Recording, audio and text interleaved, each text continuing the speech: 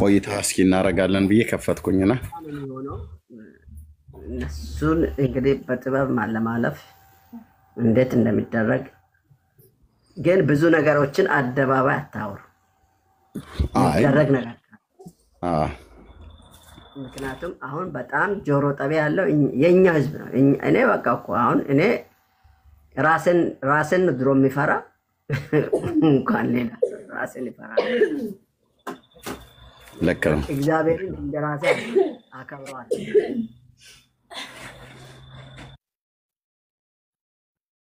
እና እግዚአብሔር መልካም በቃ አንተ እንትን በል። እሺ ይሴ ገና እየከፈትኩ ነው። እሺ ወይም ዝም ብለህ እንትን በል። በኋላ ሰዎች ሲገቡ ወጥተህ ትሄዳለህ። ኦኬ እሺ። እና እግዚአብሔርን ስናገለግል ምን መሆን እንዳለብን እያየን ነው። የመጀመሪያ እግዚአብሔርን ሰው ሲያገለግል በመንፈስ ሊሆን ይገባል። እግዚአብሔርን የምንታዘዘው፣ እግዚአብሔርን የምንኖረው፣ የእግዚአብሔርን ፈቃድ ማድረግ የምንችለው እንኳን ሌሎች ፊት ቆመን ሌሎችን ለማገልገል ይሄን ሰውየው እጅ እግሩን ሰውነቱን ሙሉ ለማገልገል ሰውነትን ሙሉ ለእግዚአብሔር ሐሳብና ለእግዚአብሔር ፈቃድ እንዲኖር ለማድረግ በመንፈስ ሊሆን ይገባል። ይሳኮር ለዚህ ሰውየው ራሱ እንኳን ለሌላ ለአጠገቡ ላለ አይደለም፣ ለጎረቤቱ አይደለም፣ ለቤተሰቡ አይደለም። መጀመሪያ ለይሳኮር አንደበቱ፣ ለይሳኮር ጆሮ፣ ለይሳኮር ሙሉ ብልቶቹን ይሳኮር ሊያገለግል በመንፈስ ቅዱስ ቁጥጥር ስር በመንፈስ ሊሆን ይገባል። ያለ መንፈስ ስራ አይሰራም። ለዚህ ነው ይሄኛውን ክፍል የምታዩት ዘካርያስ መጽሐፍ ላይ ሄዳችሁ ትንቢተ ዘካርያስ ምዕራፍ 4:5 ላይ ሲናገር በመንፈስ እንጂ በኃይልና በብርታት አይደለም ይላል የሰራዊት ጌታ እግዚአብሔር። የሆነውን ሁሉ ዘካርያስን የሆነውን ሁሉ የተደረገውን ሁሉ በራስ እንዳልሆነ ይግባል ብሎ እግዚአብሔር የሆንከውን ሁሉ የሆንከው በማን ነው ይለዋል። ይሄ ሲገባን ነው ሌሎችንም ማገልገል የምንችለው። ለዚህ ሰውየው ያለን ዕውቀት ደረጃ፣ የማገልገል ደረጃ ልናገለግል እግዚአብሔር የለየን ፈቃዱን፣ ሐሳቡን፣ መንገዱን በሚገባ እንድንመላለስ ነው። ያን ደግሞ መሆን የምንችለው በምን ሆነን ነው? በመንፈስ ቅዱስ ነው። ካለ መንፈስ አይቻልም። ይህን ዘመን ማለፍ፣ ይህን ዘመን ልፍ ማለት በዚህ ትውልድ መካከል ላይ በድልና በኃይል እግዚአብሔርን በማወቅና በመፍራት መመላለስ የምንችለው በመንፈስ ስንሆን ነው። ይህን ሰውየው በመንፈስ ስንሆን እጁ በማይገባ ቦታ እንዳይዘረጋ፣ እግሩ በማይገባ መንደር ውስጥ እየሄዳ እንዳዋልን፣ ሰውነት ብልቶች በሙሉ እንደፈለጉ እንዳይሄዱ የእግዚአብሔርን ፈቃድ ብቻ እንዲያከናወኑ የማድረግ አቅም እንኳን ምኖረን በመንፈስ ስንሆን ነው። ሰው በመንፈስ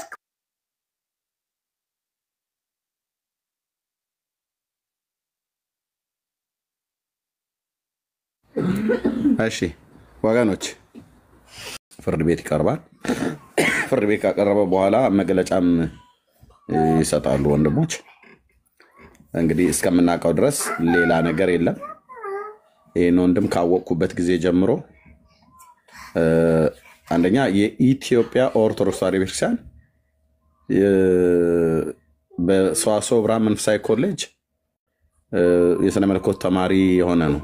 ሰዋስወ ብርሃን መንፈሳዊ ኮሌጅ ደግሞ የሚገባ ሰው ቤተክርስቲያኑን የምታውቁ ሰዎች በአብነት ትምህርት ቤት በአንድ ነገር የመምህር የሆነ ወይ ደግሞ ያስመሰከረ ሰው ነው እና መርጌታ ጽጌ መርጌታ ነው። የቅዳሴ መምህር ነው። የቅኔ አዋቂ ነው እና በኢትዮጵያ ኦርቶዶክስ ተዋሕዶ ቤተክርስቲያን ትምህርት ማንም ሰው አያማው በቃ ባለሙያ ነው። የተማረ ሰው ስለሆነ ባለሙያ ነው እና ይሄ የክርስቶስ ኢየሱስ ወንጌል ግን ከገባው ጊዜ ጀምሮ ከዛው ከኢትዮጵያ ኦርቶዶክስ ተዋሕዶ ቤተክርስቲያን ውስጥ ሳይለቅ አሁንም በዛው ሆኖ ማለት ነው እውነትን ይዞ ይሞግታል። ብፁዓን ሊቃነ ጳጳስ ፊት ሁሉ ቀርቦ ጳጳሳቱ ፊት ሁሉ ቀርቦ ፓትርያርኩም ባሉበት ጥያቄ ተጠይቆ ከዚህ በፊት ኢቭን ቤተክርስቲያን እንኳን አላወገዘችውም። በወቅቱ አልተወገዘም። አሁን ብዙዎቹ ተወገዘ ምናምን ነገር ብለው ይላሉ እንጂ አባቶች በወቅቱ የነበሩት ብፁዕ አቡነ ጳውሎስ ፓትርያርክ እሳቸው ነበሩ የነበሩት አላወገዙትም።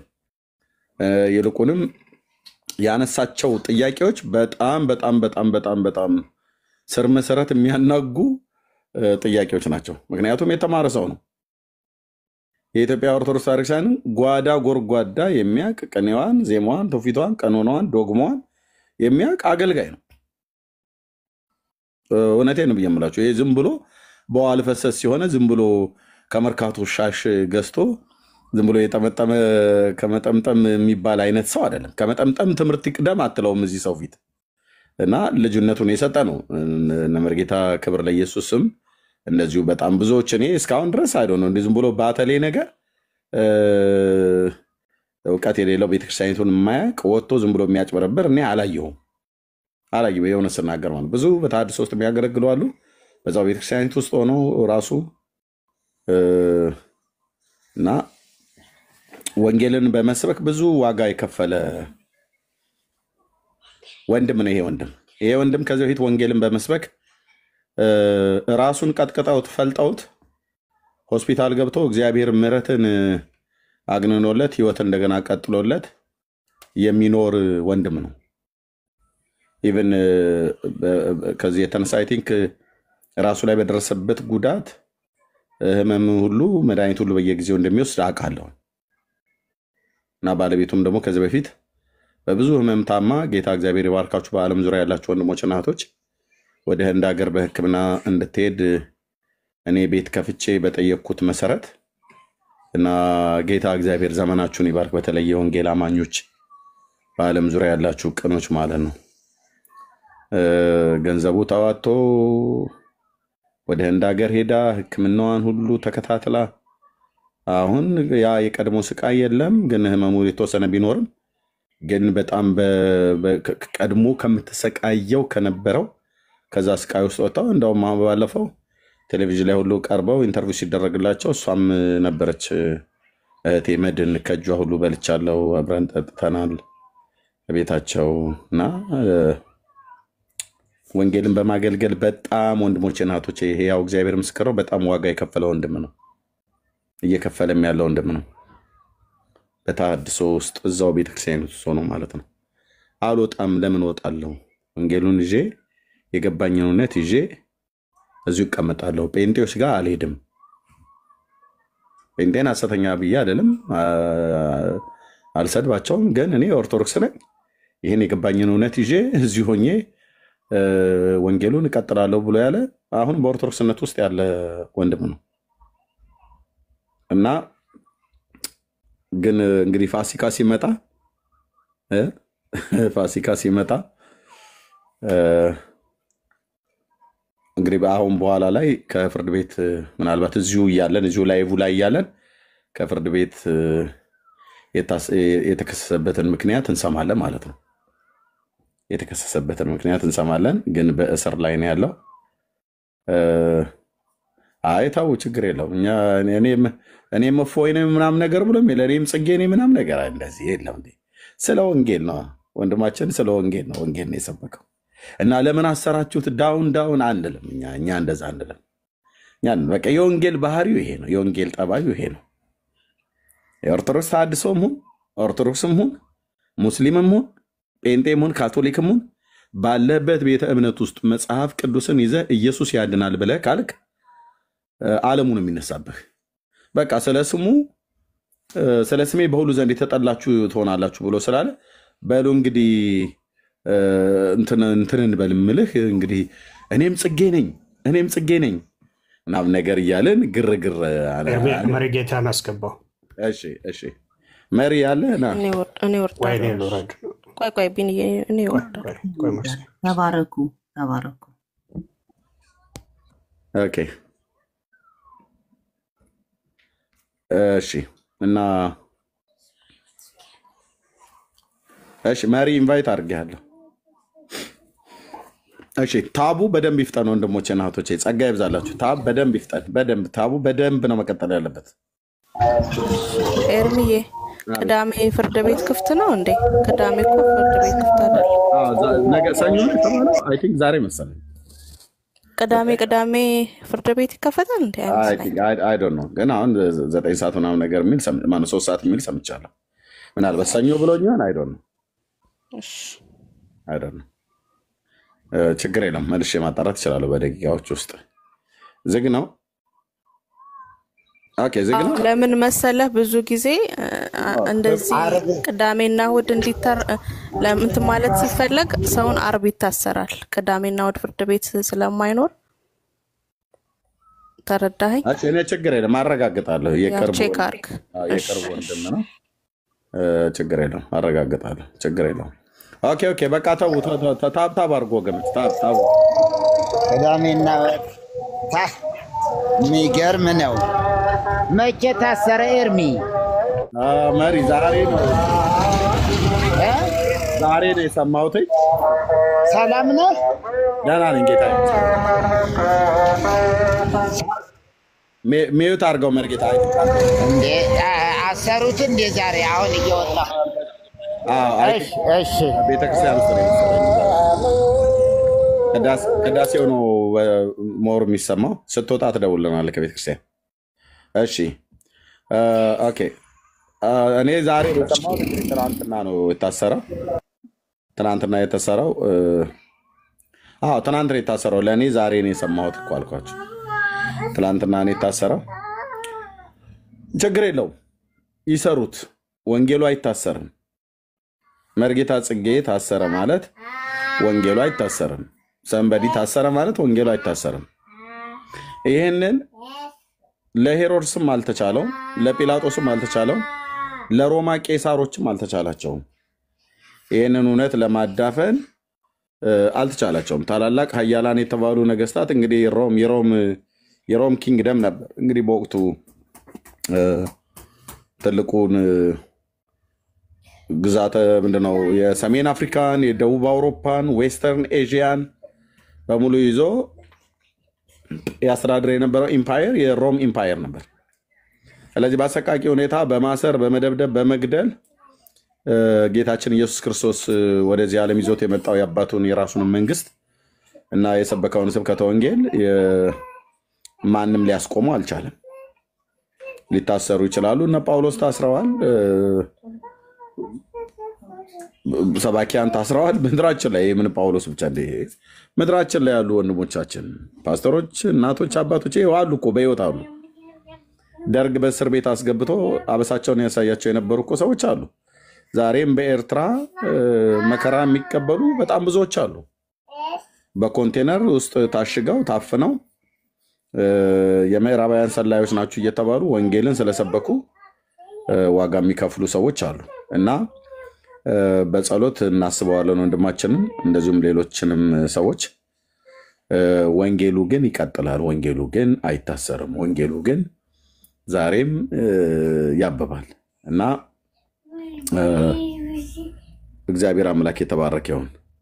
ስለዚህ በዚህ ሀሳብ ላይ ነው የምንቀጥለው። ታቡን ግን አሁን ኮፒ ሊንክና ሼር ኮሜንቱን ተዉትና ታብ አድርጉት ወገኖች። ታብ አድርጉ። ታቡ በደንብ ይቀጥል። አሁን ኮሜንት መጽሐፉን ተዉት ወንድሞች፣ እናቶች። ታብ አድርጉ ወንድሞች። ሰላም ይበሉ። እግዚአብሔር ይባረክ። ዶክተር ከአንተ ልጀምር። ምናልባት ሰላም በልና እናንተ ጋር ምሽትም ስለሆነ ምናልባት በጊዜ ማውጣት ካለብህ እድሉን ለአንተ ልስጥህ። በቃ ወንጌሉ ይቀጥላል። ሌላ ምንም ምንድነው በዚህ እንትን ልባችን አይሸበርም። ኦኬ ይዘውታል እስር ቤት ዛሬ የሚቅረብ አይ ቲንክ ሰኞ እንሰማዋለን። ቅድም አሁን ግን ስሰማ ዛሬ ነው ብሎ ያለኝ። አሁን እናንተ እያወራችሁ አጣራለሁኝ። ለእግዚአብሔር ክብር ይሁን። ግን ታዲያ ምድራችን ላይ እንዴት ነው? ፍትህ እኮ የለም ምናምን ነገር የእነሱን እየደበቁ ምናምን ነገር እያሉ እንደዚህ እኛን እንትን እያሉ አይ እኛ እንደዛ መብት ከሰው መብት አንጠይቅም። ስለ ወንጌል ከሰው መብት አንጠይቅም። የምድራውያን መንግስታት ስለ ወንጌል መብታችን እንዲያስከብሩልን ከጠየቀን ነው መብታችንን የምንጠይቀው። ምንድነው? ወንጌል ሳንሰብክ ከመጣው ከነኩን ኦኬ። ወንጌልም ሰብከን መንግስት መጥቶ በህግ የሚጠይቅ ከሆነ ኦኬ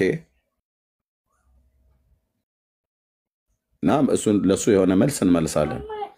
ከዛ ውጪ ግን እንደው ግን እንደ ሰው እንደ ኢትዮጵያ ግን ካየህ የመጨረሻ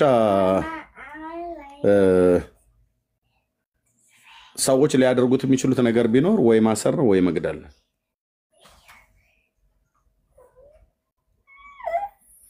እና በዚህ ሐሳብ ላይ እንቀጥላለን። ተባረኩ። ዶክተር የሰላም በልና ወገኖች ወደ 1 ሚሊዮን ይግባ። ታብ አድርጉት። ሼሩን ተውት ወገኖች። ሼር ኮፒ ሊንኩን ተውትና ታብ አድርጉት። ታብ ይደረግ። ጸጋ ይብዛላችሁ። ዶክተር የሰላም በል ቀጥል። ሰላም ቅዱሳን እንደምን አላችሁ? እርምዬ ሁላችሁም እንደምናችሁ? ቤኒ መሪጌታ፣ ወሲ፣ ዳግዬ፣ ዮሐንስ፣ መርሲ ማያችሁ በጠቅላላ ፋሪስ እንደምን አላችሁ? እርምዬ ቀን የሰማሁት እኔማ መሰለኝ ሌሎች ሰዎችም አሉ መሰለኝ አብረው የተያዙና አይ እንዳልክዬን ጠይቄያለሁ። እንዳልክዬ ያልታሰረ ጠዋት ላይ አውርቼዋለሁ። በባለፈው ሳምንት ምናምን ነገር ነው ፖሊስ ጣቢያ ጠርተውኝ ጠይቀውኝ እኔ እንትን ብያለሁ አልታሰርኩኝ ብሎ ጠዋት ላይ አውርቼዋለሁ። ዛሬ ጠዋት ማለት ነው። የጽጌን ሰምቻለሁ። አይ ቲንክ ሌላም ሰው ያለ ይመስለኛል።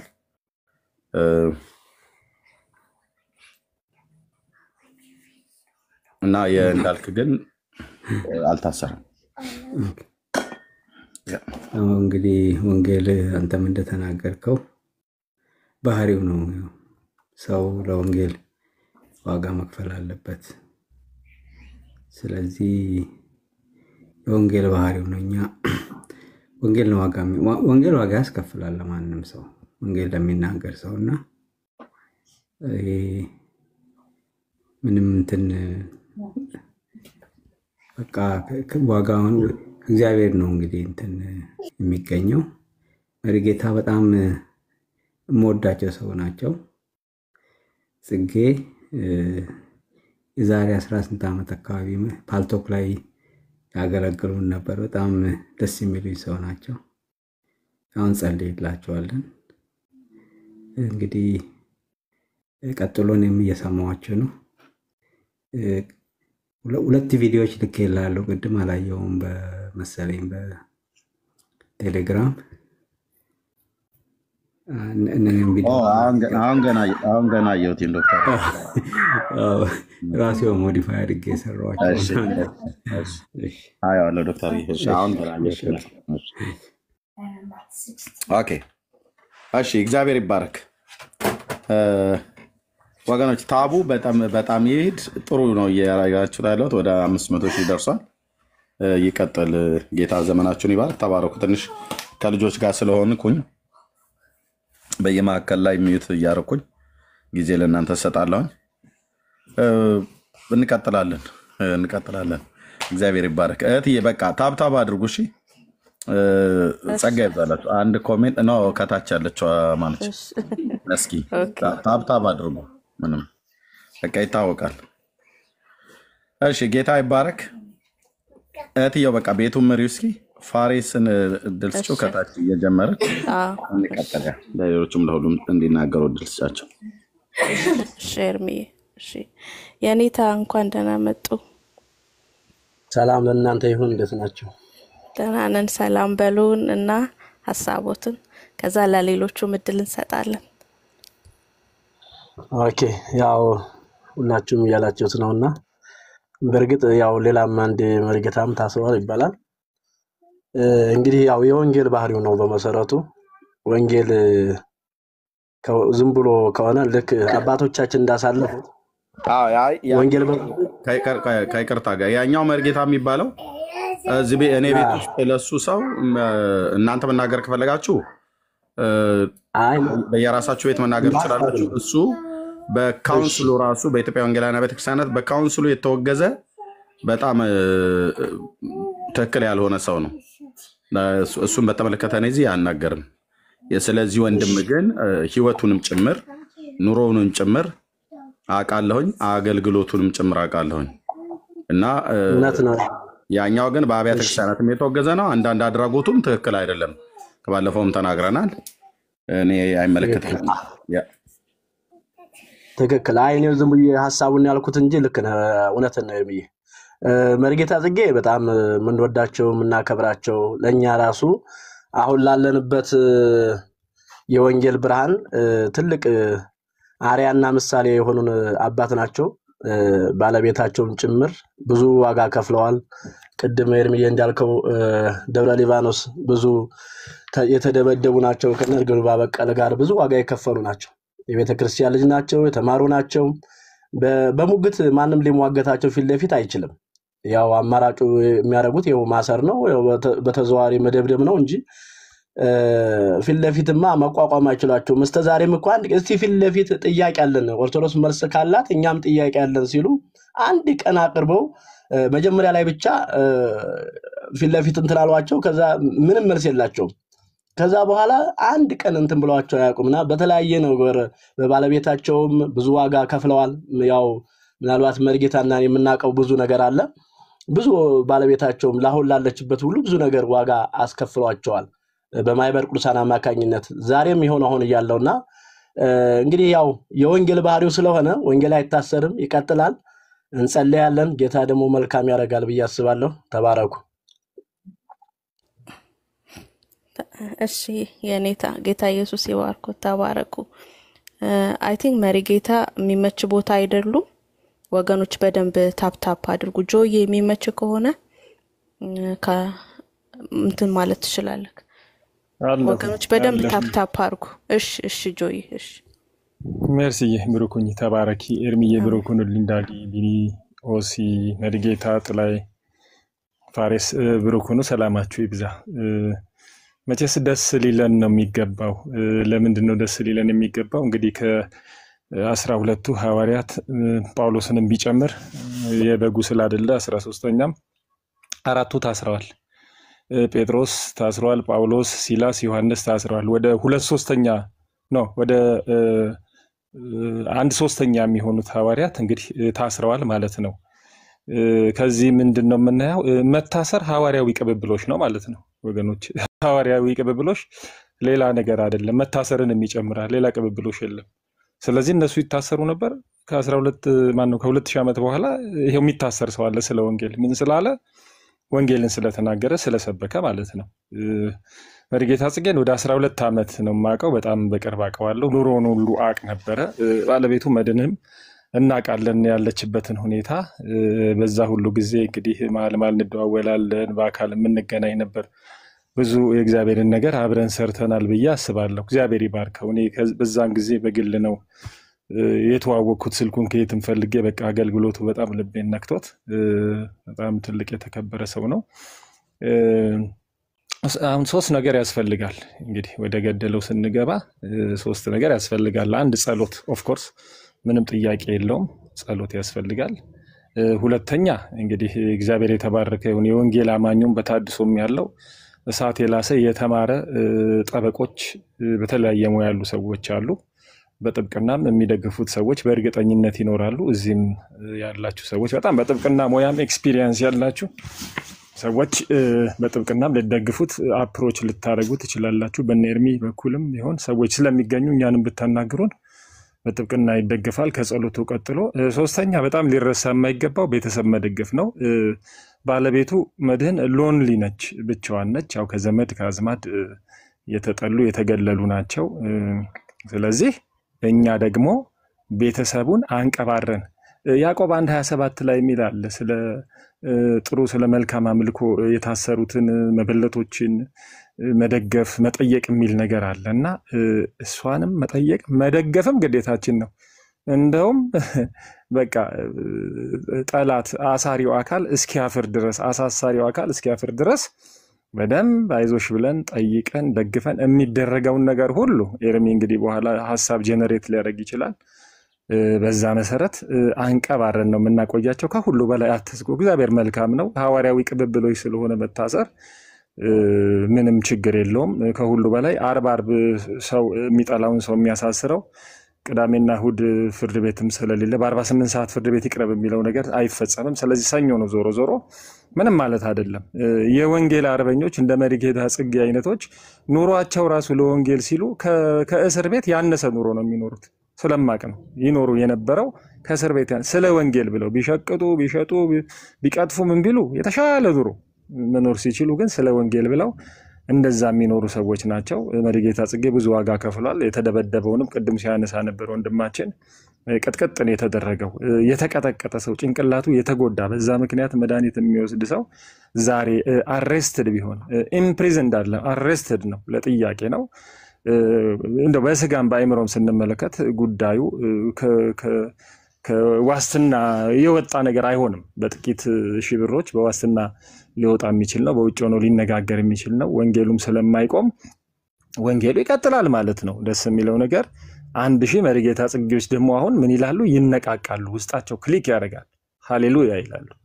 ስለዚህ የእግዚአብሔርን ስራ እንሰራለን። የምንሰራ ብዙ አለን። ማሸማቀቅ፣ ማሳሰር፣ በግንባር ሲሸነፉ በማሳሰር ድል የሚያገኙ ማሸማቀቅ የሚችሉ የሚመስላቸው ሰዎች መልቲፕላይ ነው የሚያደርጉን፣ ያበዙናል። ለወንጌል የቆረጥነውን ስለሚያበዙን በዛ መሰረት እንትንናለን። ከሁሉ በላይ መታሰር ሐዋርያዊ ቅብብሎች ነው የሚለውን ነገር ዛሬ እንደ ስሎጋን ይዘን ደስ ሊለን ይገባል። እግዚአብሔር ይባርካችሁ። ዋው ጆዬ በጣም ደስ ይላል በእውነት የሚገርም ንግግር ነው። ጌታ ኢየሱስ ዘመንህን ይባርክ። በእውነት ወገኖች እንግዲህ ብዙ ላይቮች ሊከፈቱ ይችላሉ። ሐዋርያዊ ቅብብሎሽ መታሰሩን ተቀብለናል ማለት ነው። አይ ቲንክ ዳጊዬ እና ሆሲ የተመቻቸው አልመሰለኝም። ቢኒዬ ቀጥል። ተባረኩሽ። መጣክ? እሺ ቢኒዬ አላወራም። ያወራሉ። ዛሬ ነው ፍርድ ቤት የሚቀርበው። የፌዴራል ፍርድ ቤት ይሰራል ስሩ ተብሎ ፌዴራል ፍርድ ቤት እስከ ግማሽ ቀን ድረስ ይሰራል ብለው ነግረውኛል። አሁን እዛው ናቸው ያሉት ወገኖች።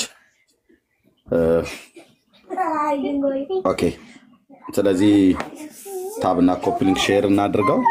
ቀጥሉ። ጸጋ ይዛላችሁ። ቢኒዬ ይመችሃል? አለክ? እሺ አሎይ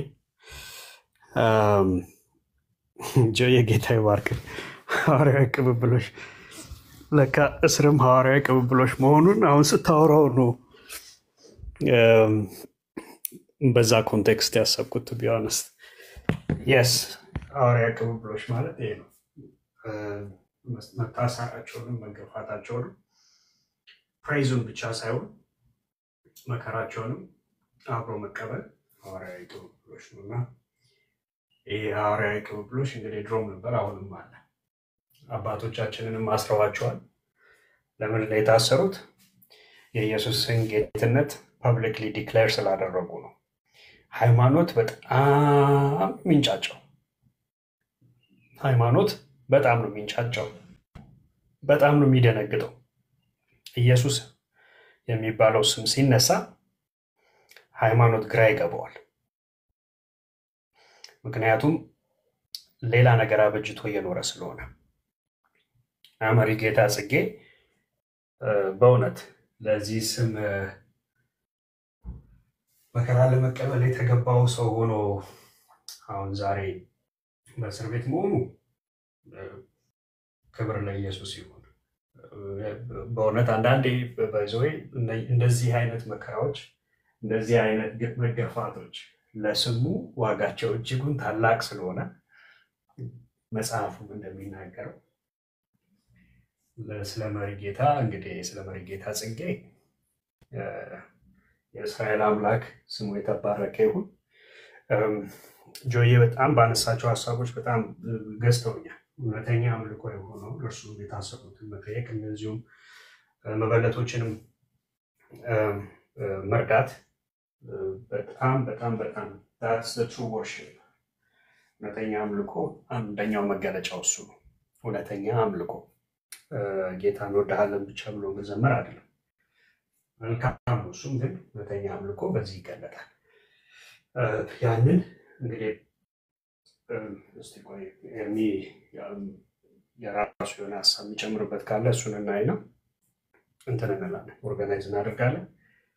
ከዛ በተረፈ በጣም ደስ ያለኝ ነገር መታሰር ከጀመርን በጣም በቃ ትክክለኛ ስራ እየሰራን ነው ማለት ነው። አሁን እየነቃን ነው ማለት ነው። አሁን በእውነት የክርስቶስ ኢየሱስን ስም ፐብሊክሊ ዲክሌር እያደረግን ነው ማለት ነው። በእውነት ወንጌልን እየተናገርን ነው ማለት ነው። ምክንያቱም ዓለም እኮ ደስ ሊለው አይገባም። ወንጌል ስትነግረው አዎ ልክ ነህ እያለ የተስማማ ከአንተ ጋር እኮ ትከሻ ለትከሻ ተጋፍቶ ይኖራል ማለት እኮ አለ። ወንጌል ስትነግረው እኮ ይበሳጫል፣ ይናደዳል። ስለዚህ በቃ መሪጌታ የደረሳቸው በእውነት ወንጌልን ተናግረዋል፣ ወንጌልን ሰብከዋል። በህይወታቸውም አስተምሯቸውም ደግሞ የተመሰከረላቸው የወንጌል አርበኛ ናቸው እኚህ የጌታ አገልጋይና ከኛ የሚጠበቀውን እናደርጋለን። እኔ ማናችሁንም በተለይ ከሳሹን አካል እንዲህ ናችሁ እንደዛ ናችሁ ብዬ አልናገራችሁ። ግን አንድ እውነት አለ፣ የክርስቶስ ኢየሱስ ተቃዋሚ መሆናችሁ ግልጽ ነው። ምክንያቱም ኢየሱስን የሚሰብከውን እንዲታሰር ምክንያት ስለሆናችሁ ተቃዋሚ ናችሁ። እኛም ከድሮ ጀምሮ የምንለው ይሄ ነው። ትቃወሙታላችሁ ጌታን አታውቁትም ስንል በዚህ በምክንያት ነው። ስለዚህ ጌታ ይባረክ። ስለዚህ የጌታ ባሪያ ከኛ የሚጠበቀውን ደግሞ እየተመካከርን እናደርጋለን። የጌታ ኢየሱስ ክርስቶስ ስም የተባረከ ይሁን አሁንም እስከ ለዘላለም። ወንጌል ታስሮ አያውቅም። ሰዎች ወንጌልን የሚሰብኩ ሰዎች ታስረዋል በዘመናት መካከል። እነ ጳውሎስን የሚያክሉ ታላላቅ ሐዋርያት፣ እነ ጴጥሮስን እንደዚህ አስቀድሞ ይብን የነበሩ ነቢያት ስለተናገሩት እንኳን ትንቢት ሊመጣ ስላለው እንኳን ስለተናገሩት ትንቢት እንኳን ብዙዎች ተገድለዋል፣ ወደ ጉድጓድ ተጥለዋል፣ ብዙዎች ተሰቃይተዋል። ሰዎች በዘመናት መካከል እግዚአብሔር ሲናገርባቸው ወይንም ጌታ በእነሱ ሆኖ ሲናገር ሰዎች ብዙ ነገር ሆኗል። የእግዚአብሔር ድምፅ ግን አይታሰርም። ኢየሱስን ግን ልታስሩት አትችሉም። እስር ቤቱም ሆኖ ነፃ ያወጣል፣ ሲኦልም ሄዶ ነፃ ያወጣል፣ ምድር ላይም ከምድርም በታች ሆኖ ነፃ ያወጣል። የኢየሱስ ስሙ ሊታሰር ፈጽሞ አይችልም። ይሄው አለ thousands of years አለ። አሁንም ክሌም ይደረጋል። ይሄ ስም ብዙሃንን እየማረከ ብዙሃንን ወደ መንግስት እያፈለሰ የጌታ የኢየሱስ ክርስቶስ ስም አይታሰርም። እሱን ስሙን የሚናገሩት ሊታሰሩ ይችላሉ። ኢየሱስን ግን ማሰር አትችሉም። ጌታ ይክበር፣ ስሙ ይባረክ። ኤርሜ እንቀጥል። አንዳንድ ሀሳቦች መጨመራቸው ካሉ እነሱ ላይ በደንብ ዲስከስ እናደርግና መደረግ ያለበትን እናደርጋለን። ተባርኩ ወገኖች። ሰላምና ጸጋ ይብዛላችሁ። ክብር ለጌታ ይሁን። ኤርሚ ቅድም ሰላም ብያቸዋለሁ። ቤቲ እሺ፣ ማን መርሲ፣ ሁላችሁም የእግዚአብሔር ስም ብሩክ ይሁን። ጽጌ እንግዲህ ወንጌል በማሰር የሚቆም አይደለም። አንደኛ ወጥቷል ወንጌል አሁን ሊታሰር በማይችል መንገድ ላይ ደርሷል። ምንም ነገር ማንም ሊያስቆመው የማይችል ደረጃ ላይ ደርሷል። አሁን በፍጹም ሰዎችን ግለሰቦችን በማሰር በማሳደድ በመግረፍ ታቦታት የሚጠርቡ ፈቃድ የተሰጣቸው ታቦት የሚጠርቡ የነበሩ ናቸው። ምን ያህል ታቦት እንዳስረከቡ አላቅም። ሰርተው ለቤተ ክህነት ምን ያህል ታቦታት እንዳስረከቡ አላቅም። ግን እንደዚህ ወጡ በጣም በብዙ ቁጥር እኛ ማናቃቸው። ወደ አንድ ቦታ እንደዚህ በቅርብም ጎራ ብዬ ነበረ እና ቢያንስ ከ130 በላይ በጣም ምሁራን በጣም የገረመኝ ወደ 7 ናቸው 8 አካባቢ የመጽሐፍ መምህራን 4 አይና የሚባሉ 5 አይና የሆነ ኢየሱስን ጨምረውታል። ክብር ለጌታ ይሁን ስለዚህ ወደ ጌታ ስንመጣ እንዲው ምንም 4 አይና የነበረ 5 አይና ይሆነ ኢየሱስ እግዚአብሔር ይመስገንና ጽጌን በማሰር ሊያስቆሙት አይችሉም ጽጌ በጣም ከማንንም በላይ በጣም ወዳጄ በጣም አብረን 90 ሴንቲሜትር ነው የምትባለው አልጋ እዛ ታጣፊ አልጋ ነበረች እሷ ጋር 2 አመት ሙሉ አብረን 2 አመት 90 ዓመተ ምህረት 91 እና እስከ 92 ድረስ 92 አጋማሽ ነው እንትን ያልነውና አብረን ነበርን በጣም ትሁት አይገልጸውም እኔ ስለ ጽጌ ባለፈው ወንድም ፋሬስም እየሰሙ ነበር እየነገርኳቸው ነበርና እኔ ጽጌ ነገር አሁን ነው የሚገባኝ አሁን ነው የሚገባኝ ምንድነው እንዴው አንድ ቀን እንኳን ቤት ወልውል ብሎኛ ያቀም ጣውላ ቤት ነበር የተከራየነውና አንተ ተነስ እንጂ አልጋን ጥብሎ ያቀም ቀኔ እንሳለው እዛ ጠረጴዛ ላይ ሁኜ እጽፋለሁ እሱ ቁርስ ሰርቶ ዳቦ ገዝቶ ምናምን ነገር እንደዚህ በጣም የሚገርም ነገር ምግብ ቤትም በጣም ተቸግረን ነበር ዛን ጊዜ 40 ሳንቲም ነበር 50 ሳንቲም ነበር በየአይነቱ ከዛ 75 ሳንቲም ገብቶ እየያልን 75 ሳንቲም በየአይነቱ እና ብዙ አሳልፈናል ለመድህንም ቢሆን ደግሞ ወንጌልን በመመስከር የመጀመሪያው ሰው ነኝ ማለት ይቻላል ገዳማቱ ዛ ጣና ገዳም ሴቶች ገዳም ነው እዚያ ብዙ አገልግያለሁ እነ ወለተ መድህን ወለተ ተክለ ሃይማኖት አጸደ ማርያም ፍቅርተ ማርያም እንደገና ደግሞ ማን ወደ 13 መነኮሳት ሴቶች አብረው ወጥቷል በቃናሉ ወንጌል እናንተ እንደዚህ በሚገርማችሁ ይሄ የእጃቸው እንትን የፈረስ የዚህ የግመል ኮቴ ነው የሚመስለው እንዲው እሾህ ብትወጓቸው አይወጋም እሾህ ይሰበራል ለምን የሰገዱበት ጉልበታቸው የሰገዱበትን ከስግደት ብዛት የተነሳ እንደዛ ሆነ አሳረፍኳቸው እኔ ይሄ ማለት በክርስቶስ ደም ላይ መሳደብ መቀለድ ነው ያዳናችሁ የክርስቶስ ደም እንጂ የናንተ አይደለም ብያቸው በደንብ ገባቸው ወይ አሳረፉን ባይታውያን እየመጡ ወዮላችሁ ይሏቸዋል ከዛ ማልቀስ ነው ወጣቶች ናቸው እንዲው እርሶ ሲመጡ ግን እንዲው ረፍነ ምንለው ምናምን ይያሉ እና በዚህ በወንጌል ምስክርነትም ወለተ መድህን በጣም 11 አመት የገዳም አስተዳዳሪ ነበረች ዘናጭ የምትባል ሴት ዘናጭ አይገልጻትም ጧት ብጫውን ለብሳ ትሄዳለች ከሰዓት በኋላ ቀይ ለብሳ ትሄዳለች እንደገና ነገ ደግሞ ሌላ አይነት ነው የምትለብሰው እንዴት አይነት በጣም እንትን ነበረችና እግዚአብሔር ይመስገን ግን በዚህ ጽጌን በደንብ አውቀዋለሁ አሁን እኮ ስደውል ስልኩም እንትን አይልምና አስሮታለካ እውነት ነው ማለት ነው ብዬ እንዲሁ ማመን አቅቶኝ ነበረ ግን ወንጌል ይሄው ነው ወንጌል ግን አይታሰርም እውነት ነው ኢየሱስ አይደበቅም ኢየሱስ የምድራችን ፀሐይ ሆኖ ይቀጥላል ኢየሱስ በምድራችን ያበራል ገና ያበራል በጨለማ ያሉ ሁሉ ይወጣሉ ገድላት ድርሳናት ይቀደዳሉ ገድላት ድርሳናት አቅማተዋል አሁን አቅማቸው ደከመ ኃይላቸው ደከመ ለብዙ ሰዎች ጥያቄ ፈጥሮባቸዋል በእነዚህ ደግሞ ከዚህ ሁሉ ደግሞ ዋና ተጽዕኖ ፈጣሪ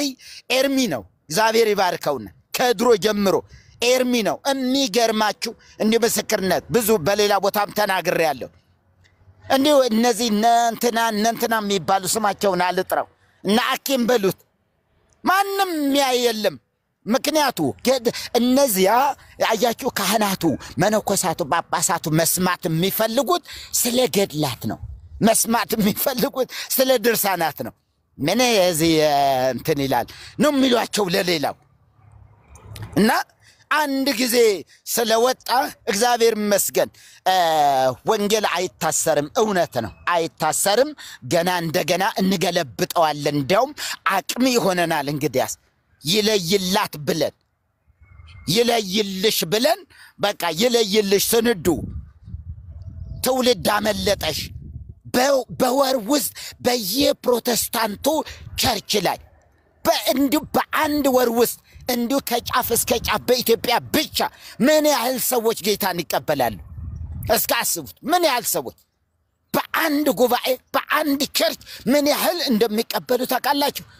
ለነሱ ድንቅና እንዲው መገረም የሚሆንላቸው አንድ ሰው ወደ ኦርቶዶክስ ሲመለስ የዋ አንዲት እህት ወደ ኦርቶዶክስ ተመልሳለች። ምን ታድርጋ ታዲያ? ዘፈን ሲያምራትስ እንዴ? መጨፈር ሲያምራትስ ምን ታድርግ? ምን እድል አላት? የለማዚ ነፃነት የለው። የኃጢአት ነፃነት የለመዚ ለኃጢአት የሞተ ማህበረሰብ ጋር ሆኖ የሚናፍቀውን የድሮ ትዝታውን ለመጨለጥ የግድ መመለስ ነው ያለበት። ባክ ማድረግ ነው ያለ። እዛ እንደ ልቡ ይሆናል። አንተ ለምን ተጣጣለህ? ትልቅ ሰው አይደለም የሚለው ማንም የለም። እሰይ ነው የሚባል። ክብር ለጌታ ይሁን። ስለዚህ የበራው ወንጌል ይቀጥላል። እናበረዋለን። ችቦውን ይዘናል፣ በእጃችን ጨብጠናል። ከዚህ በኋላ ሊያስቆመን የሚችል የለም። ኤርሚ ቀጥል። ጥሩ ነገር ነው። አሁንም ቢሆን አሁንም ገድላት ይፈርሳሉ። የቤተ ክርስቲያኒቱ አስተምሮ ገድል ላይ ስለቆመ የቆመው ገድል ላይ ነው። ገድለ ተክለ ሃይማኖት ከሌለ ተክለ ሃይማኖት የሉም። ታቦተ ተክለ ሃይማኖት የለም። ገድለ ጊዮርጊስ ከሌለ ጊዮርጊስ የሚባል የለም። ጊዮርጊስ የሚባል የኖረው ገድሉ ስላለ አይደለም። ገድሉን አሽቀንጥራ ከጣለች ታቦቱን አሽቀንጥራ ትጥላለች። ታቦቱን አሽቀንጥራ ትጥላለች። የቆመው ምን ላይ ስለሆነ ገድሉ ላይ ነው የቆመው። እንዲህ ነው የማርያም ከርስ የሆነ አላልቅ ያለን ቢዛቅ የአሸዋ ያህል አላልቅ ያለን የማርያም ጉድ ለምንድን ነው? ታምረ ማርያም ስላለ በቃ ምእመናን ከዛሬ ጀምሮ ታምረ ማርያም የሚባል ነገር ገና እስኪመረመር ድረስ እባካቸው አታምቡ። አቡነ መርሃ ኤርሚ ያቃቸዋል። አቡነ መርሃ አናቱን ነበር የሚያፈርሱት። ናናናና ይሉና በመቋሚያ አናቱን ምን ሲሉ ታምረ ማርያም ትስል ዘርበል አባ ገብርኤልና አባ ሚካኤል አውግዘናል የምትለው አንተ የተኛውን ህዝብ እንዴ? ቄሱ ያነበበ ሚስቱ እኮ ቤት ነው ያለችው። ሚስቱ አልመጣችም። ግን ዘይሰማ ተአምር ያለ ማርያም የማርያም ተአምር ያልሰማ አውግዘናል፣ ገዝተናል። እንዴ ባለቤቱ ቤቱ ናት። እናቱ አባቱ መቤት ናቸው። ስንቱ በየቀኑ ህዝብ እንደተወገዘ በ365 ቀናት ተአምረ ማርያም በተነበበ ቁጥር ህዝብ ይወገዛል። ዘይሰማ ተአምር ያለ ማርያም ወመኮነ ክርስቲያን ሆኖ የማርያምን ተአምር ያልሰማ በየቀኑ ያልሰማ ውጉዝ ከመዓርየስ በስልጣነ በአባ ሚካኤልና በአባ ገብርኤል ስልጣን አውግዘናል። እነዚህ እኮ ሙስሊም የነበሩ ናቸው እኮ። እንደም አባ ሚካኤልና አባ ገብርኤል እኮ ሙስሊም የነበሩ ናቸው። ሙስሊም የነበሩ እስልምናን ሊሰብኩ ወደ ኢትዮጵያ የመጡ ለምን የነዚህን ሰዎች መረጡ? ሙስሊም የነበሩ እስልምናን እንዲሰብኩ። ምክንያቱ ክርስትና ከግብጽ ይመጡ የነበረ ይቅርታ ከርዕስ ወጥቻለሁ አንድ ደቂቃ። ከግብጽ ይመጡ የነበሩ ጳጳሳት በገንዘብ ተገዝተው እንጂ የወንጌል ራእይ ገብቷቸው ወንጌል እናገልግል ብለው አይደለም። እንደ አንድ ቀን የአባ ጎርጎርዮስን መጽሐፍ በደንብ አድርገህ በዚህ በርዕስ ይዘህ ግለጠው ወንድም ኤርሚ። የአቡነ ጎርጎርዮስን የአቡነ ጎርጎርዮስ መጽሐፍ ቤተ ክርስቲያኒቱ ጉዷን ትወቅ። ብርና ወርቅ ተገዝተው በብርና በወርቅ ተገዝቶ የመጣ ሰው እንዴት ነው ሐዋርያው ቅብብሎሽ የሚባል ነገር አለ እንዴ? በወርቅ በገዛ ገንዘባችን በወርቃችን በብራችን ተገዝቶ የመጣ ቀይ በሬያችን እያሉ ቀኔ ይቀኙ ነበር። ቀይ በሬያችን በገዛ ወርቃችን በብራችን የተገዛ ቀይ በሬያችን እንኳን ደህና መጣ ይሉታል። በቀኔ በመወደስ በቃ ሊቃውንቱ ይስቃሉ፣ እሱም ይስቃል። ዝም ብሎ ሳይገባው እንደው ግዕዝ አይደል ምን እያለ ይሆን እያለ ዝም ብሎ ነበር የሚስቀውና እንዲህ ባለ መንገድ ነው ወደ ሀገራችንም የመጣና ኮተታሞች የነሱ አሁን አሰረፍነው ይላሉ። ግብጽ ጳጳሳት ኢትዮጵያ ውስጥ መጥተው ተገዝተው ብር ተከፍሏቸው ወርቅ ተከፍሎ አልደረሰኝም ካለ ንጉሱ አይላክም። ብሩ አንሷል ካለ ወርቁ አንሷል ካለ አይላክም። የሚፈቅደው ሙስሊሙ ከሊፋው ነው የሚፈቅደው። ፈርዖን ካልፈቀደ አይመጣም። እና እንደዚህ አይነት ስለነበረ ነው። ወንጌል ይቀጥላል። ወንድማችን ቢታሰር ነገ ይፈታል። ምንም እንትን የለውም። ምንም የሚዳኝበት መንገድም የለም። በምን ሊዳኝ? የትኛው አንቀጽ ላይ? ጌታ ይርዳን። ወጣ ብዬ እንትን እያልኩ ነው። እግዚአብሔር ይባርካችሁ። አብዝቼዋለሁ፣ ግን እግዚአብሔር ይመስገን። ወንጌል ያሸንፋል። አሜን።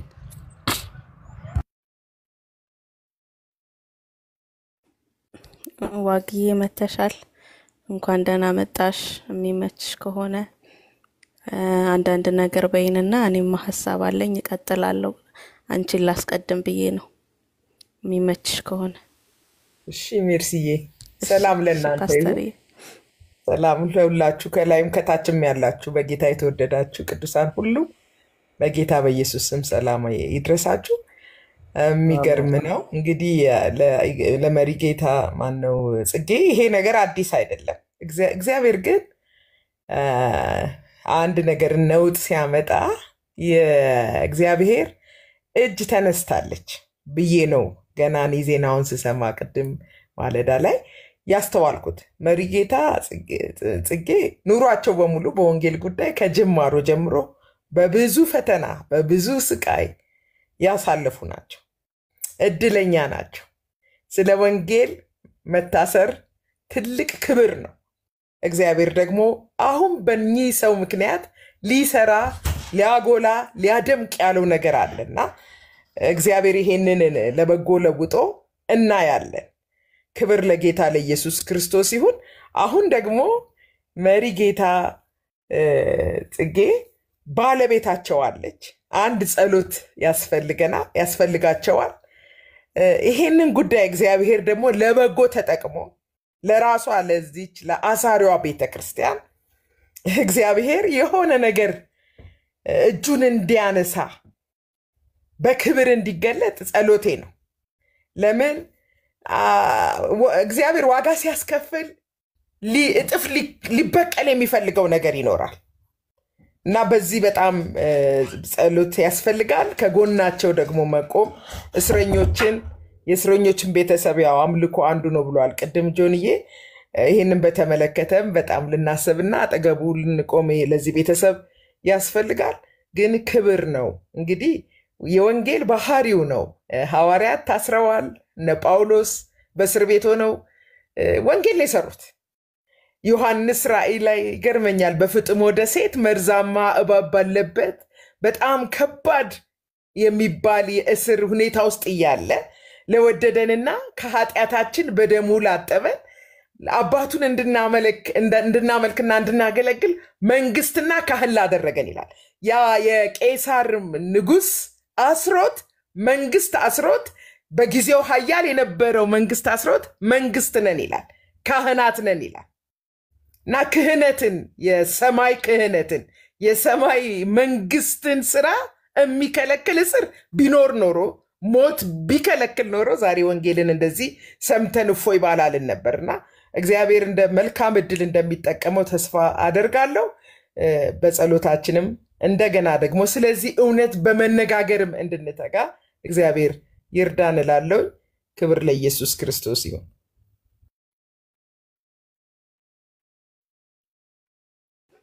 ዋግዬ ፓስተር የጌታ ኢየሱስ ዘመንሽን ይባርክ። ተባረኩ ወገኖች፣ ወንድሞች፣ እህቶች እዚህ ሐሳባችሁን የሰጣችሁ ሁሉ ተባረኩ።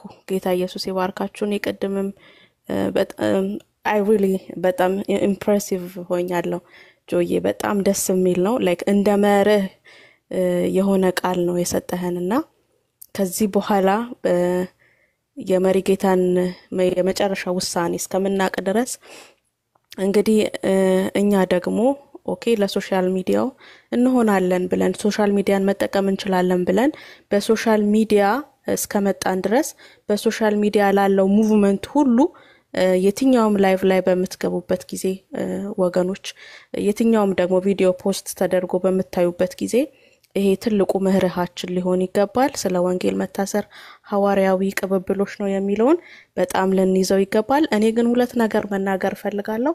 አንደኛ ሁላችሁም ባላችሁት ሐሳብ እስማማለሁ። በጣም ልንደሰት ነው የሚገባው። ቅድም ታፕታፕ ሳስደርግ እየተናገርኩ ነበር። ቢያንስ አንድ ነፍስ ታስባለች እዛ እስር ቤት ልትድን ያለች አንድ ነፍስ አለች ማለት ነው። ኦኬ ጳውሎስና ሲላስ በፊልጵስዩስ ሊዲያና ቤተሰቡን ቃልን ሰብከው ካጠመቋቸው በኋላ እንዳሰሯቸው ኦኬ ከዛ እስር በኋላ ደግሞ ለዛ ለወህኒ ቤቱ ጠባቂ መዳን እንደሆነለት ቢያንስ ለአንድ ሰው እንደውም እዛ ክፍል ላይ ሲናገር በእስር ቤት ያሉት ሁሉ ነው እንግዲህ ቃሉ ተነገራቸው የሚለው በእስር ቤት ላሉት ሁሉ ለወህኒ ጠባቂው ብቻ ሳይሆን ኦኬ ያቺ ነፍስ ልትድን ምክንያት እንደሆነላት የመሪጌታ መታሰር ምናልባት የተቀጠረላት ቀን በእስር ቤት አለች አንድም ብትሆን ምናልባት እንደገና ደግሞ ሁለተኛው ሐሳቤ ምንድነው መንጊዜም ጠላታችሁ የመጨረሻ ሰዓት ላይ ሲደርስ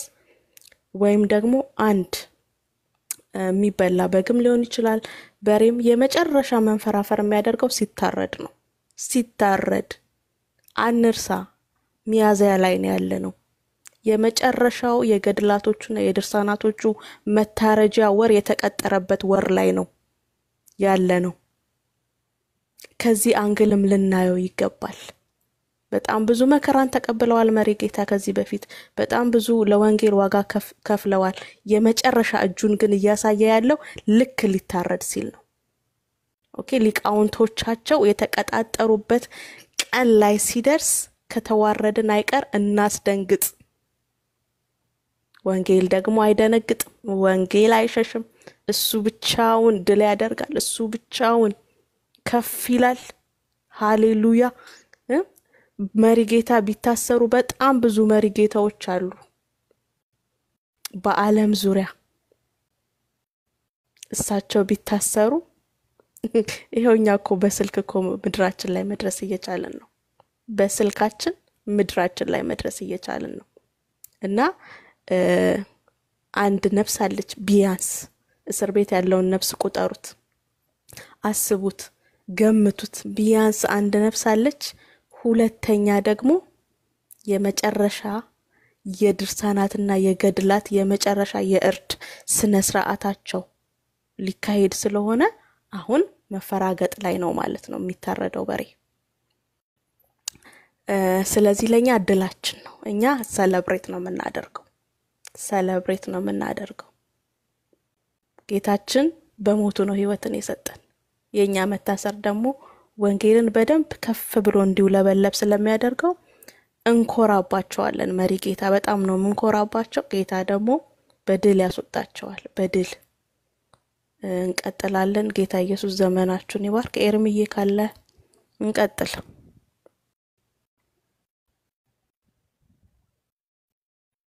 ኤርሚ ራቅ ብሏል መሰለኝ ወገኖች ዳጊ ዛሬ አልተመቸውም ጆይ የማይክ ከፍተህ ነበር መሰለኝ አይደል ቀደም አይ በስህተት ነው መርሲ ብሩኩኝልኝ እሺ ጆይ ተባረክ እሺ ወገኖች እዚህ ያላችሁ የረሳችሁት ወይ መጨመር የምትፈልጉት ሐሳብ ካለ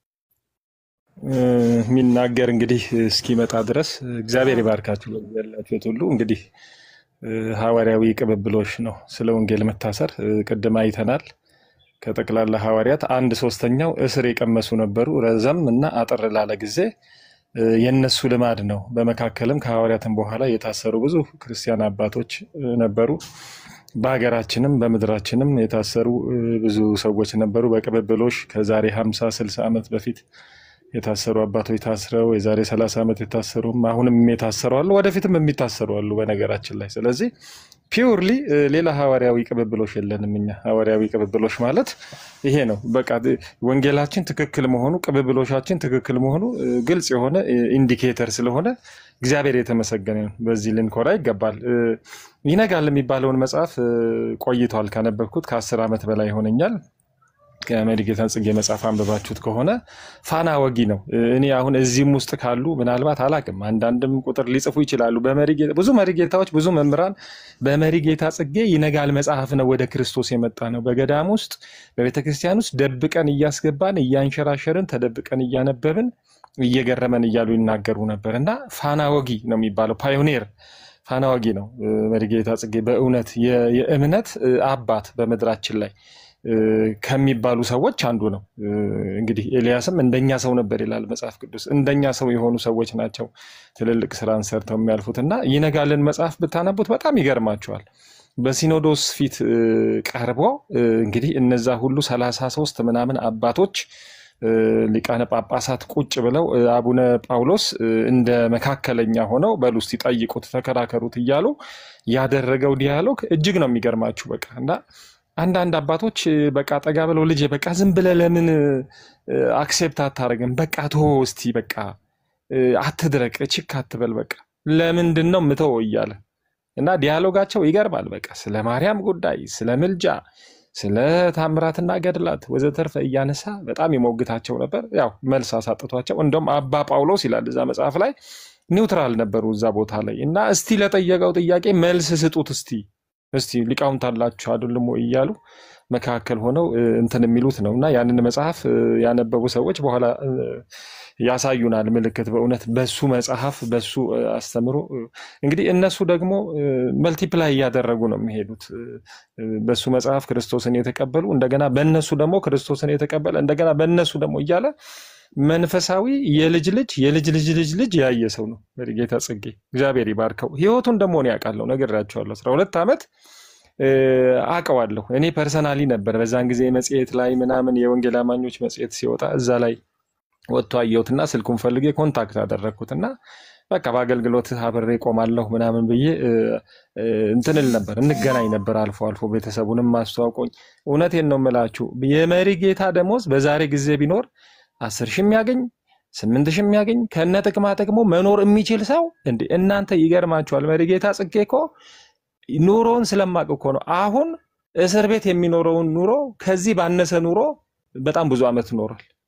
ከዚህ ባነሰ ኑሮ የምታውቁት ነው። የሚበላው ነገር አጥቶ መኖሪያ አጥቶ ከተማ ጥግ ምናምን ውስጥ ነው የሚኖረው። ስለማቅ ነው በጣም ከተማ ጥግ ጨረቃ እንትን ምናምን ውስጥ ነው የሚኖረው። እና እንዴ ደሞዝ እኮ መቀበል ይቻላል እኮ። አንዳንዴ ለወንጌል የሚከፈል መስዋዕትን እናስብ እንጂ እንዴ ምን ችግር አለ? እኛ እኮ አንዳንድ አባቶችን ስናናገር የምትሉት ነገር እውነት ነው፣ ግን ምን እንብላ፣ የቤት ኪራይ ጨምሯል፣ እንዴት እንክፈል የሚሉ በጣም ብዙ ሰዎች አሉ። ይሄንን እምቢ ያለ ለእውነት የቆመ የሰራ አካላቱ ሁሉ እውነት ነው መሪጌታ ጽጌ በነገራችን ላይ። ስለዚህ ይነጋልን ፈልጋችሁ ብታነቡት። ሁለተኛ ቅድም ወጊም ጀመር አድርገዋለች። ፒውርሊ በሚያስንቅ ሁኔታ እንዴ እነዚህ ሰዎች ሲታሰሩ ይብስባቸዋል እንዴ እስኪባል ድረስ ባለቤቱንም እሱም አሁን ነገ ከነገ ወዲያ ይወጣል። ያው ቀጠሮ ነው የሚባለው፣ በዋስ ይወጣል። በዋስ ወጥቶ ቀስ እያለ ከዙ እንትን ይላል። በሚያስንቅ ሁኔታ ሲታሰሩ ይብስባቸዋል እንዴ እስኪባል ድረስ ባለቤቱንም አንቀባረን እንዳይሰማት ጠይቀን በኋላ ያው አንዳንድ ሺዎች ይነሳሉ ብዬ ገምታለሁ። ሰዎች ተመርጠው ምናረጋውን ለጌታ አገልጋዮች ምናረጋውን አርገን ያዕቆብ 1:27 እንዳልኳችሁ ሄዶ ተጠይቀው ቅብርር ብለው ጠላት እስኪያፈር ድረስ መደረጉ የማይቀር ነገር ስለሆነ በዚህ እንዘጋጅ። እግዚአብሔር የተመሰገነው። ለወንጌልማ ቅናት ያሳዩ ሰዎች እግዚአብሔርም ይረሳ ዘንድ አመፀኛ አይደለም እንደሚል እኛም ራሳችን እንረሳ ዘንድ አመፀኛ አይደለንም። አመፀኛ ነው የወንጌልን ስራ የሰሩ ሰዎችን ሊረሳ የሚችል። ስለዚህ ይሄንን በደንብ እናስብበት። ሐሳቦች ስለሚመጡ ነው በኋላ። በተረፈ በሞያዊ አገልግሎት እንግዲህ በትምህርት የሚያማን የለም የክርስቶስ ልብ አለን እንደሚል የወንጌል አማኞች በስራ በትምህርት አይምሯቸው የተከፈተ በጣም ብዙ ከምናስበው በላይ ሃይሊ ሶፊስቲኬትድ የሆኑ በተለያየ ሀገር በሀገር ውስጥም እውቀት ያላቸው በተለያየ ሙያ ስላሉ እነሱም ደግሞ እነ ኤርሚን ምናምን ያናገራሉ። እኔ ልቆምለት እችላለሁ፣ እኔ ልነጋገርለት ስለሚሉ ችግር የለም። ደግሞ ጠበቃ ነው እንዴ? ስንት ባለሙያ ባለበት እንትን። ሌላው ጸሎት ስትሮንግሊ ደግሞ ይጸለይ ነበር ስለሚባል እዛ ካለ አይደል ለነ ጴጥሮስ ለጳውሎስና ሲላስ በውጪ ይጸለይላቸው ነበር አይደል? አባቶች ይጸልዩ ቅዱሳን ይጸልዩ ነበርና በጸሎት ደግሞ እዛ ከመካለ ክፋት ምክንያቱም በእስረኞች መካከል የሻማ አምጣ ዝፈንልን አዲስ እስረኛን ወደዛ የመግፋት የማግለል መጸዳጃ ቤቱም በዛው ሊሆን ይችላል። እስር ቤት ጥሩ ኮንዲሽን ስለሌለ ጉንፋን እንኳን እንዳይነካው እንጸልይ። ከዛ እንዲጠብቀው ነው እንጂ ከስራ አውጣው አንልም። ከስር ይወጣል። በር ተከፍቶ ሁሉ ሊወጣ ይችላል። በነገራችን ላይ ጠብቁ እየተራመደ ሊወጣ ሁሉ ይችላል። እግዚአብሔር የተመሰገነ ይሁን። እነዚህ ነገሮች እናረጋለን። እግዚአብሔር ይባርካችሁ። ቀጥሉ።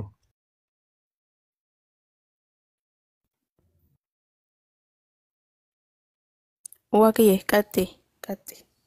እሺ የሚናገር ሰው ከሌለ እንግዲህ በጣም ልናስተውል ይገባል። አጋጣሚው ጊዜው ኢየሱስ በፋሲካ የተያዘበት እንግዲህ ታሪክን እየተደገመ ነው ያለው።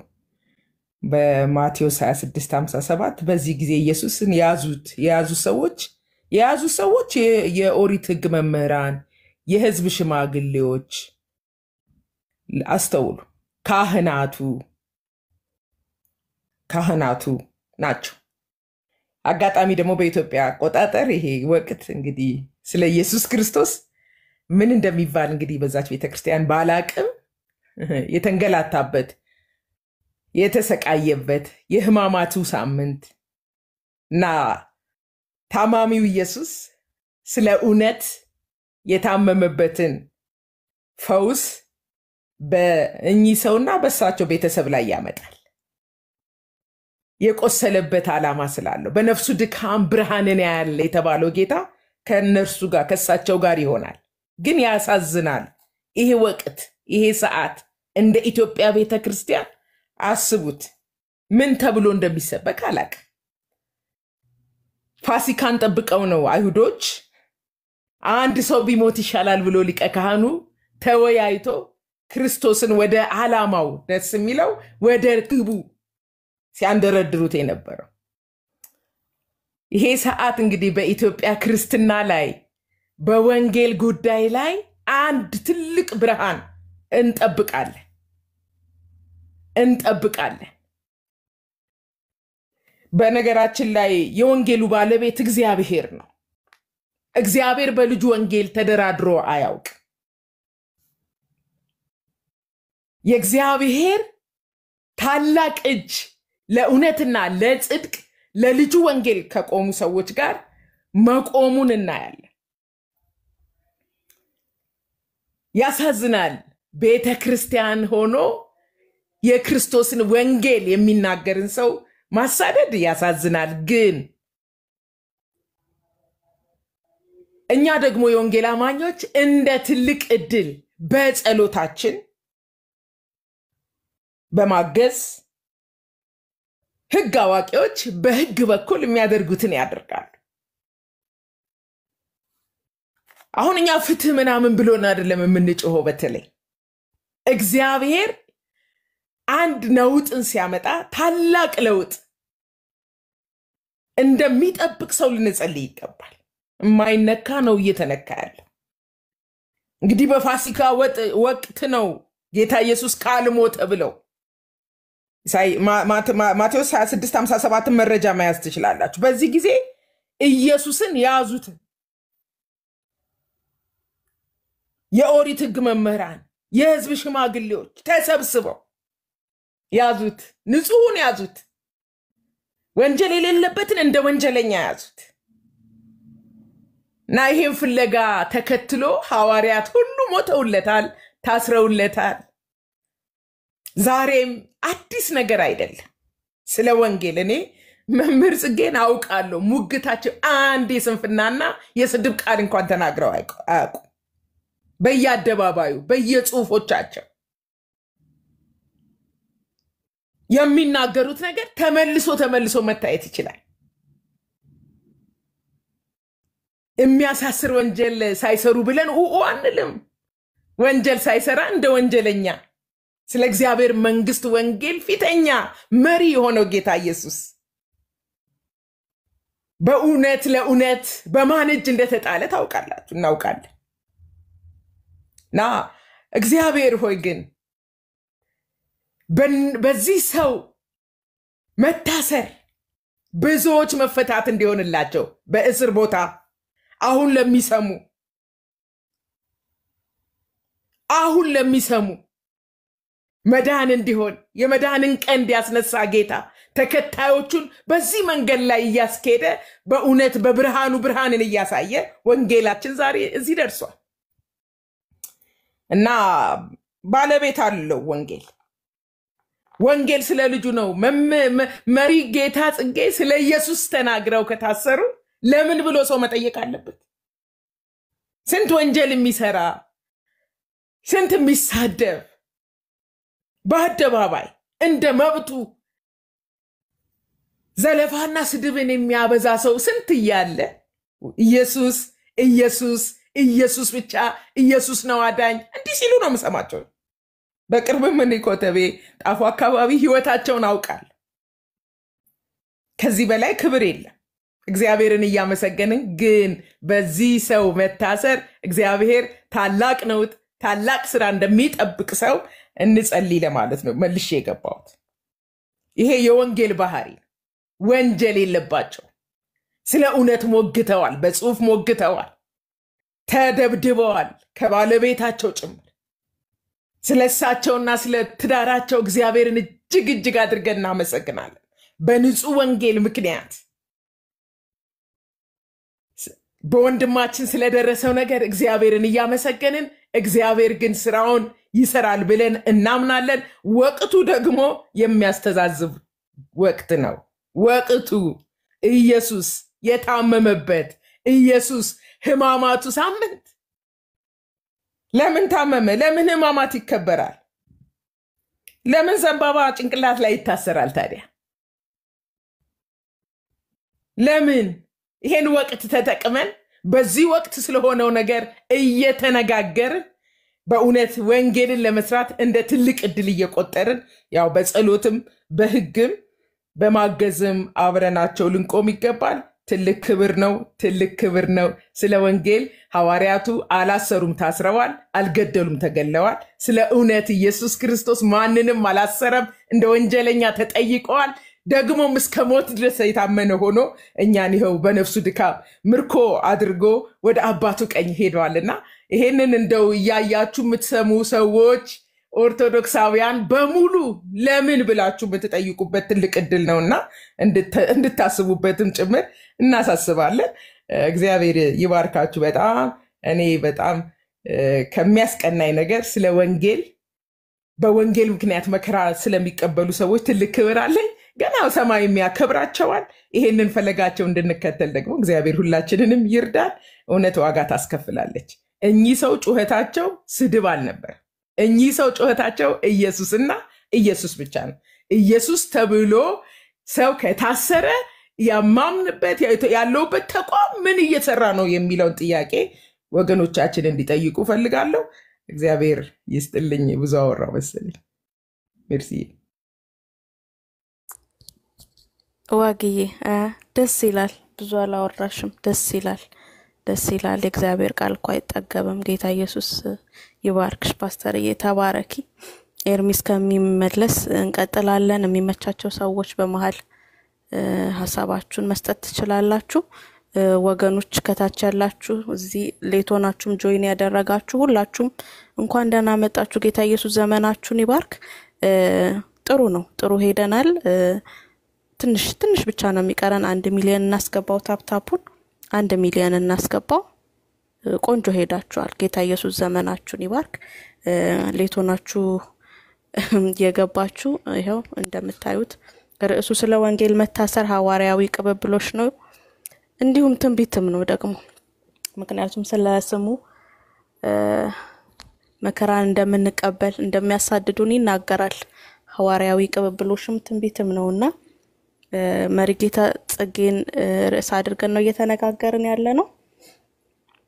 ወገኖች ሐሳብ ሰጥተዋል። ከዚህ በኋላ ያላችሁ ሰዎች እዚህ ላይ እየተነጋገርን እንደሆነ እንድታውቁ ነው። እንቀጥላለን። እንግዲህ የእግዚአብሔር ቃል እንደሚናገረው ሲነቅፏችሁ ሲያሳድዷችሁ ስለ ስሜ ብፁዓን ናችሁ እንደሚለው እንደቃሉ ወንድማችን መሪጌታ ጽጌ እግዚአብሔር ብፁዕነታቸውን በአደባባይ መስክሮላቸዋል። ምክንያቱም የተነቀፉት ያሳደዷቸው ስለ ወንጌል ነው። እሳቸው ላይ ባደረጉት ነገር ግን ትንቢቱ እንደተፈጸመባቸው ብፁዕነታቸውን እንዳረጋገጡባቸው አንዳንዴ ጠላት እናንተን ሊጎዳ ሲመጣ ግን የእናንተን ማንነት ሳይፈልግ አጎምጅቶ ወይም አፈንድቶ እንደሚያሳይ ይሆናልና ብፁዕነታቸውን አሳይተውልናል። ያሳሰሯቸው ወገኖች ማለት ነው። ምክንያቱም ስለ ስሙ አሳደዋቸዋል፣ ስለ ስሙ አስረዋቸዋልና እንግዲህ በማቴዎስ ወንጌል ምዕራፍ 5 ላይ ሲናገር ስለ ስሜ ሲያሳድዷችሁ ብፁዓን ናችሁ ይላልና ጌታ ኢየሱስ ይባረክ። በእውነት ይሄንን በህዝብ መካከል በሚያምንም በማያምንም ፊት የገለጠ አምላክ ይመስገን። ወንጌል አይታሰርም፣ ወንጌል ይቀጥላል። ደግሞ ወንጌልን ሊሸፍን የወጣ የትኛውም የጨለማ ኃይል የጨለማ ጉልበት ወንጌልን ማሸነፍ አይችልም፣ በጭራሽ አይችልም። ወንጌል ሊደበቅ አይችልም። እንኳን ወንጌል እኛ ራሳችን አምነን የዳነው ራሱ ብርሃን ናችሁ ነው የተባልነው። አያችሁ፣ ምክንያቱም የወንጌሉ ኃይል በእኛ ላይ ስላለ አምነን ስንቀበለው ያ የወንጌል ኃይል በእኛ ላይ ስለሚሰራ እንኳን ወንጌሉ ራሱ እንኳን ኢየሱስ ራሱ እኛ እንኳን ብርሃን ነንና ልንደበቅ አንችልም። ለምድር ብርሃን ለምድር ጨው አድርጎ ሰጥቶናልና እኛ ማንነታችን እንኳን ልክ በጌታ ስንሆን በቃ ማንነታችን ራሱ ወደ ብርሃንነት መቀየር ነውና ወንጌል ሊደበቅ አይችልም። ወንጌል ይቀጥላል። ምድሪቷ ላይ የወንጌልን ኃይል ወንጌልን ኢየሱስን ሊሸፍን እየተሯሯጠ ያለ ኃይል ሁሉ የተሸነፈ ነው፣ የወደቀ ነው። ግን ያው እጅ ላለመስጠት ይጣጣራል፣ እጅ ላለመስጠት ይንደፋደፋል። ቅድም እንዳልኳችሁ ወሩን እንዳንዘነጋ ድርሳናትና ገድላት ሊበለቱ ነው። ለመበለት ደግሞ መታረድ አለ። ስለዚህ የትኛውም እንግዲህ አካል ሲታረድ ሳይንፈራፈር አይበለትም። በሬም ብትሉ ፍየልም ቢታረድ በግም ቢታረድ ዶሮም ቢታረድ የሚበለተው ከታረደ በኋላ ነው። ሲታረድ ግን ይንፈራፈራል። ስለዚህ ያ የምታርዱት ጠላታችሁ የሚታረደው ጠላት ቢያንስ አራጁን ለማስደንገጥ ይሞክራል። ይሄ ነው ያለው ነገር። በትክክልም ደግሞ እንደዛ ነው። እኛ ግን እንጸልያለን። ምክንያቱም የኛ መሳሪያችን ጸሎት ብቻ ነው። መጸለይ ብቻ ነው የምንችለው፣ መጸለይ ብቻ። ጌታ ኢየሱስ ድንቅን ያደርጋል። እሱ የድንቅና የተአምራት አምላክ ነው አይደል? ፀሐይንና ጨረቃን በእጁ የያዘ ስንት ዓመት ሙሉ ይዞ የሚሉትን ገድላቸውን በአንድ እግሩ የሚላቸውን ይሄንን ስንጠይቃቸው ለእግዚአብሔር ምን ይሳነዋል እንደሚሉ አሁንም እኛ እንላለን ለእግዚአብሔር ምን ይሳነዋል። በእስር ቤት መሪጌታ ጽጌ በድል ይወጣሉ፣ በድንቅና በተአምራት ይወጣሉ፣ ነፍስን ታድገው ይወጣሉ፣ በካሳ ይወጣሉ፣ በምርኮ ይወጣሉ። ለእግዚአብሔር ምን ይሳነዋል? እስር ቤት የገቡት ለስራ ነው። እስር ቤት የገቡት ለወንጌል ነው። ምታመልጥ የተቀጠረላት ቀን አለች ማለት ነው። እኛ ደግሞ እግዚአብሔርን በዚህ ነው ተስፋ የምናደርገው። እኛ ደግሞ እግዚአብሔርን በዚህ ነው የምናምነው። ስለዚህ እንደውም ድል ነው የምንጠብቀው። ከመሪጌታ ጽጌ ድል ነው የምንጠብቀው። ደግሞ እንጸልያለን። እኛ ክርስቲያኖች ነን።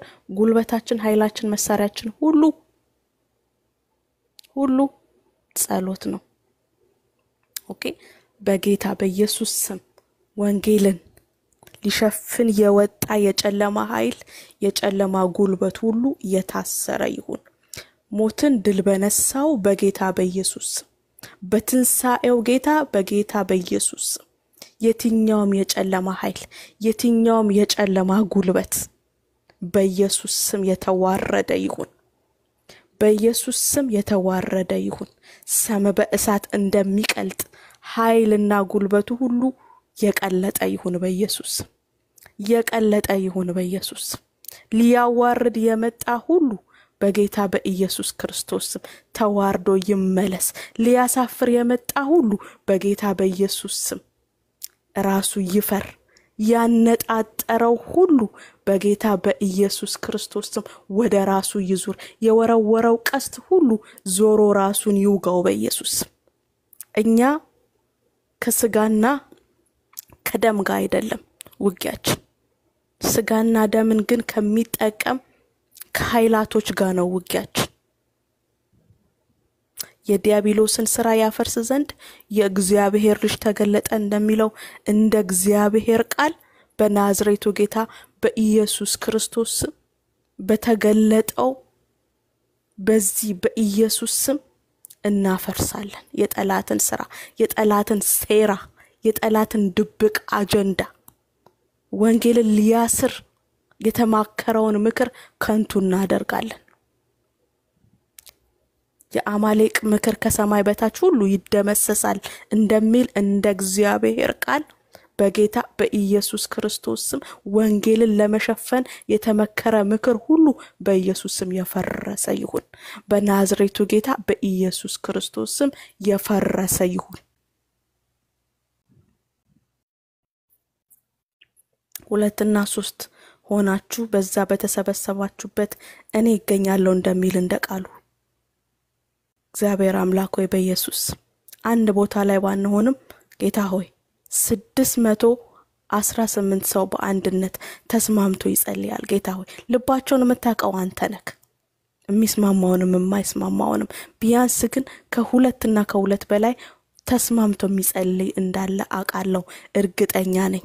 በጌታ በኢየሱስ ክርስቶስ ስም ይህ ሴራ በኢየሱስ ስም የተደመሰሰ ይሁን።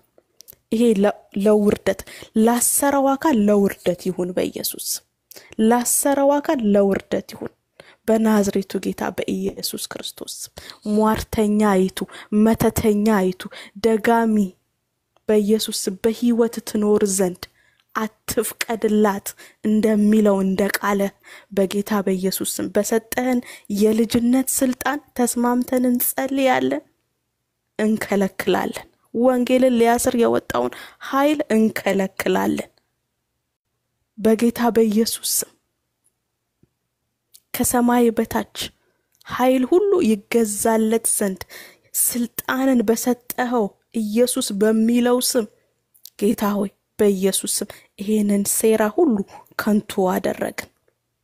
ከንቱ አደረግን በኢየሱስ ከንቱ አደረግን በኢየሱስ። ደሞ ምን ጸልያለን? መሪ ጌታ በድል እንዲወጡ፣ መሪ ጌታ በምርኮ እንዲወጡ፣ ጌታ ሆይ በምርኮ እንዲወጡ፣ ጠላት እንዳሰበው እንዳይሆን ጌታ ሆይ ወንጌል ታስሮ ሳይሆን ጌታ ሆይ ይልቁኑ ተፈቶ ጌታ ሆይ ለመዳን ምክንያት ሆኖ ጌታ ሆይ ለምርኮ ሆኖ እንዲወጡ እንጸልያለን በኢየሱስ እንጸልያለን በኢየሱስ። እግዚአብሔር ሆይ አንተ መልካም አምላክ ነህ።